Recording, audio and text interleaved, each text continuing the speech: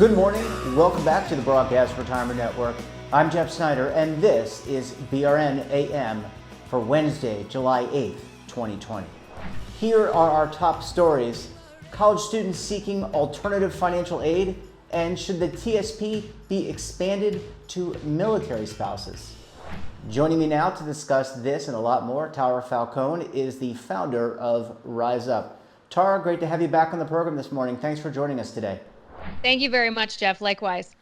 It's great to talk to you as always. And what I love about you, I love you for a lot of different reasons. You really have you have a great feel for what college students are thinking, and then you also are a military spouse, and you have a great feel for what military families and military members are thinking.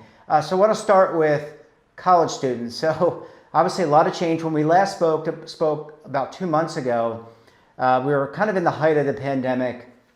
Kids were scrambling to do online learning. Now here we are. I think schools have kind of shuttered for the summer, although there probably are some summer classes. Now kids are thinking about going back. And I have to think that there's some nervousness about what things are going to look like, and also nervousness about how you're going to pay the bills.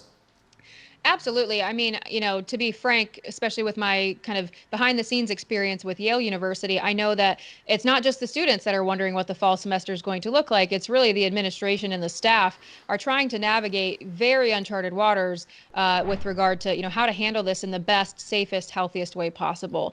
And what I think is interesting is that, from a university planning perspective, they need to make these large decisions pretty relatively early, a few months before the fall semester actually starts.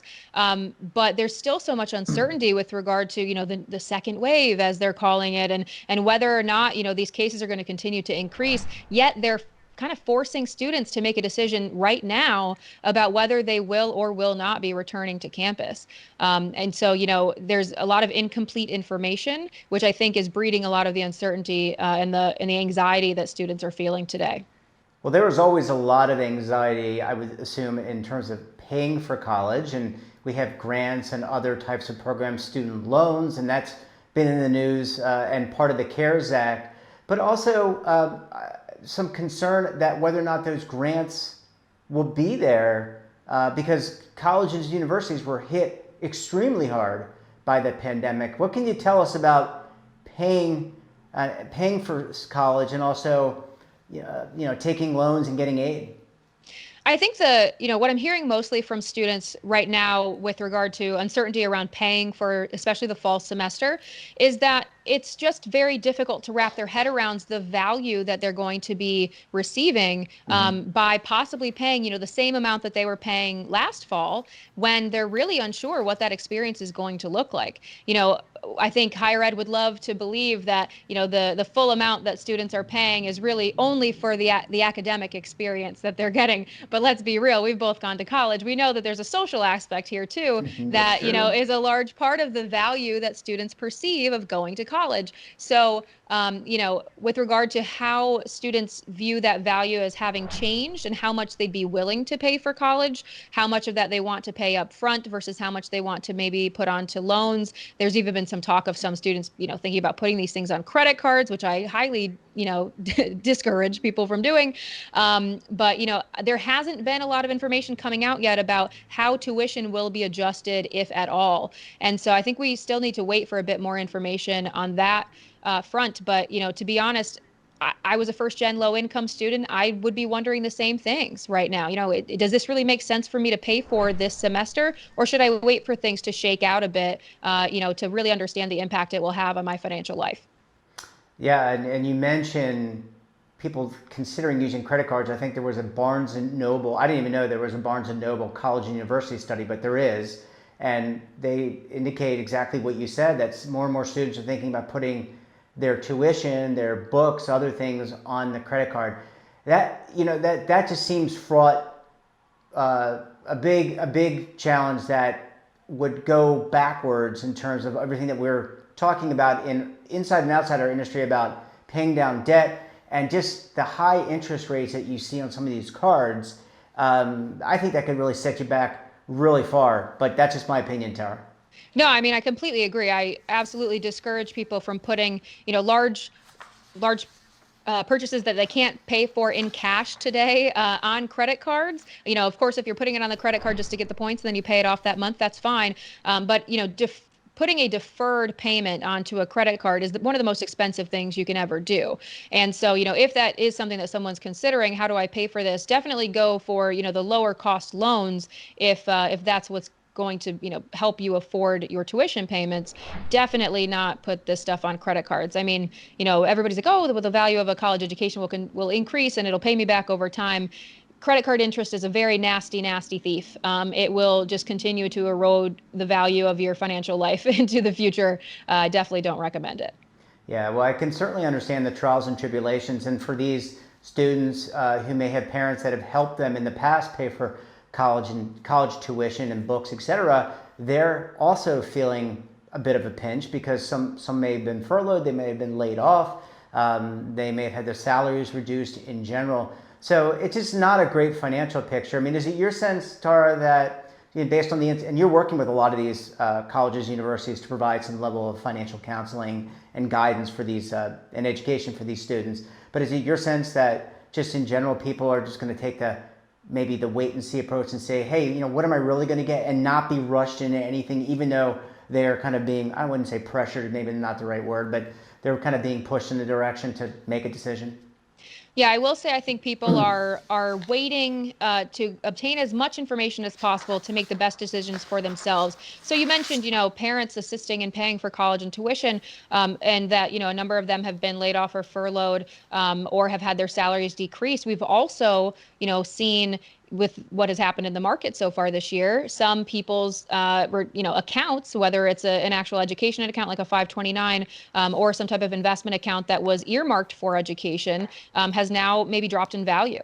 And so that's another question, is like, well, how, I had this much money set aside for education, but how can I really afford to pay for it when the market, is in a certain place, or my investments are in a certain place? So I think, the survey results that I've seen specifically internally, a lot of students are very concerned. Given the choice, if they're allowed to go back to campus, they want to, right? So many of us are craving social interaction. But, the big multi-million-dollar question is, how safe is it? And yeah. I don't think any of us have a real clear answer on that right now. No, I don't think anyone does. Well, Tara, I want to hold you over. When we come back, we're going to talk about the federal thrift plan and whether or not military spouses may be able to contribute. You're going to want to stay tuned right here on BRN AM.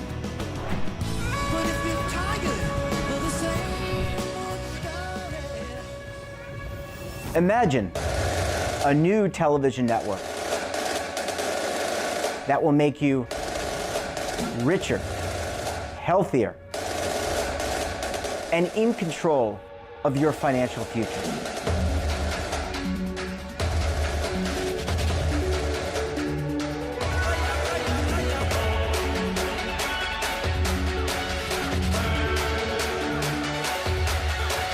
This network is for the policewoman in Nashville, Tennessee, the baker in Dubuque, Iowa, the teacher in Lexington, Kentucky. We want to make the idea of savings and retirement culturally relevant.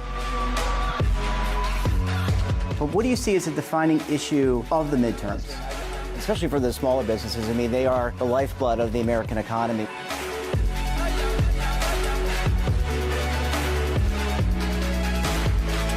Featuring exclusive interviews, current affairs, and docuseries. 33 years old, you retired early. The philosophy is money only matters if it helps you live a life that you love. But you got to start thinking about retirement as soon as you get in. The Broadcast Retirement Network will drive very high engagement with premium partnerships. So this isn't retirement and savings for your parents or grandparents. This is for all Americans. And we're going to change the way you think about money.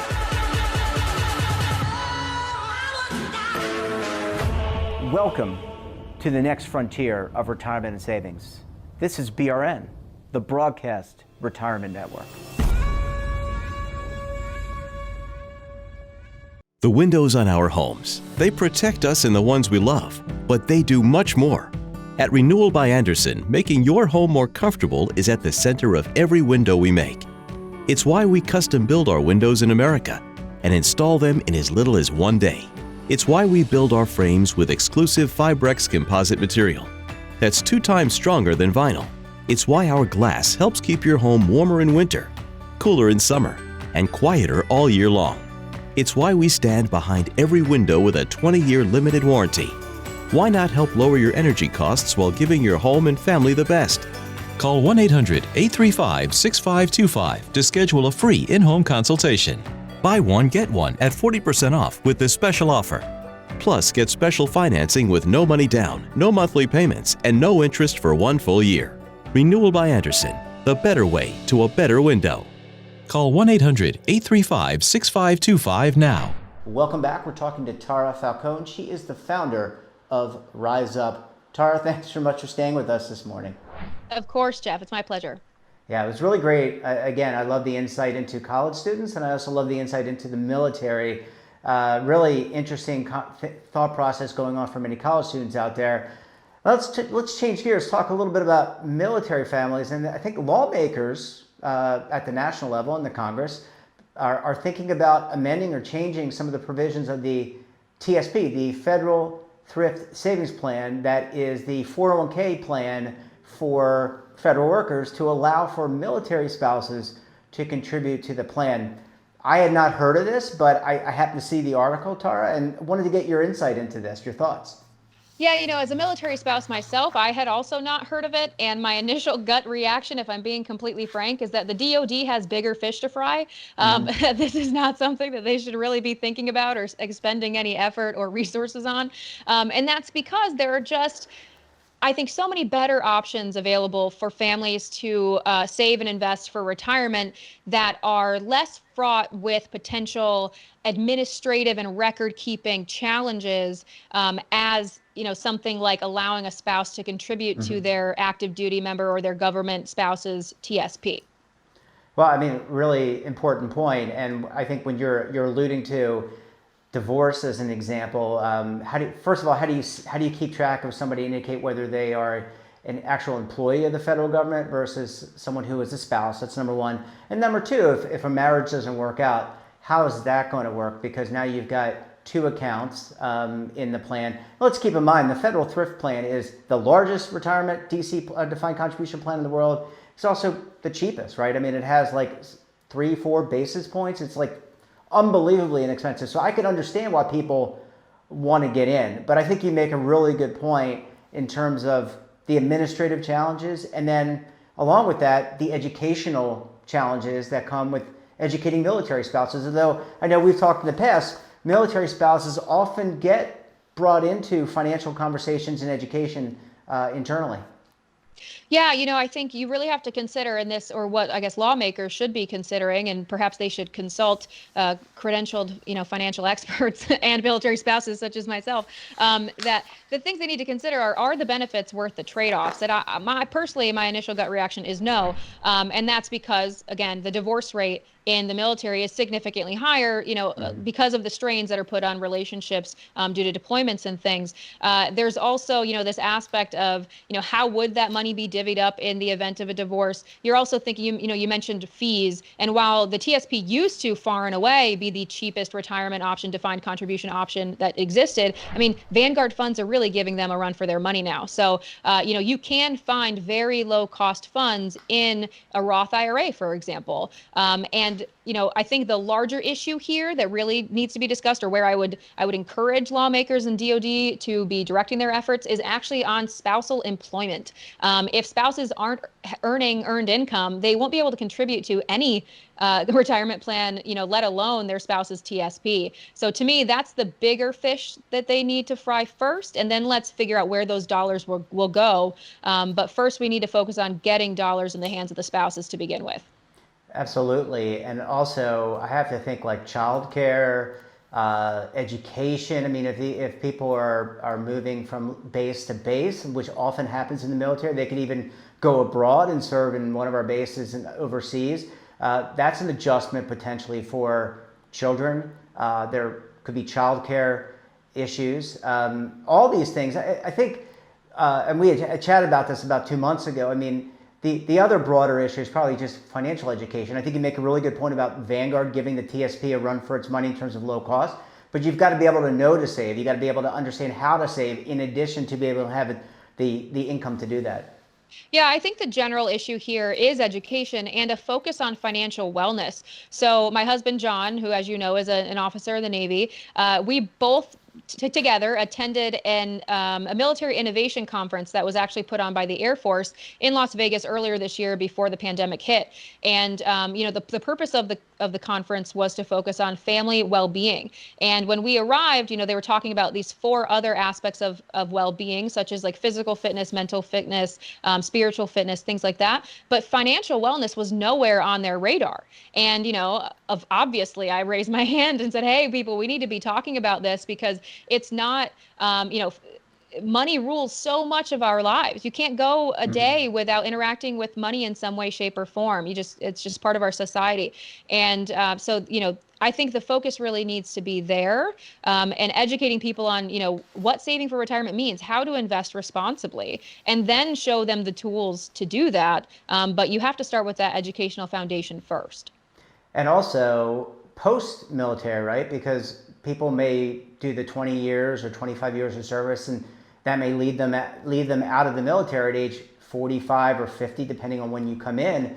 You've got a lot of time left, and so how do you kind of move into the next phase? I agree with you. I think there are multiple pillars here that need to be addressed, and you also mentioned mental health. In a way, you address mental health and spiritual health, and the strains on our military, as you talked about, that has got to be a big mental, not burden, but drain on people. And the last thing you want is to have the financial strife along with the mental strains coming together. That is just a perfect storm for a lot of potential issues down in the future. I mean, absolutely. Financial stress is listed as one of the major causes of stress in the United States and a major cause of divorce, for civilian and military alike. And, as my husband and I are transitioning back into active duty and looking at, what his deployment cycle is going to look like for the next 3 years, I've got to be honest, it is causing me a bit of anxiety and stress and frustration. And just how will that impact our finances? Okay, if he's overseas, his costs are going to go up. So our, household costs are going to go up, and moving to a new city where the cost of living is significantly higher than where we've been in the last couple of years. Those are all things that impact us that I think don't really impact, sort of like the regular civilian couple. It's the finances definitely add to the stress. And if we can get the finances under control, then we can have a more kind of at peace workforce and military force in general. Yeah. Well, credit to all those who are serving here and abroad. Really amazing that they've chosen to do that. Tara, always a pleasure chatting with you. Thank you for perspective on higher education and military. Take care and enjoy the rest of your day. You too, Jeff. Thanks. And that wraps up this episode of BRN AM. Have a topic of interest or someone you think we should talk to, drop us a line. And don't forget, for all the news in retirement markets, technology, personal finance, and so much more, all in one place, check out today's edition of The Morning Pulse. So until tomorrow, I'm Jeff Snyder. Stay safe, keep on saving, and don't forget, roll with the changes.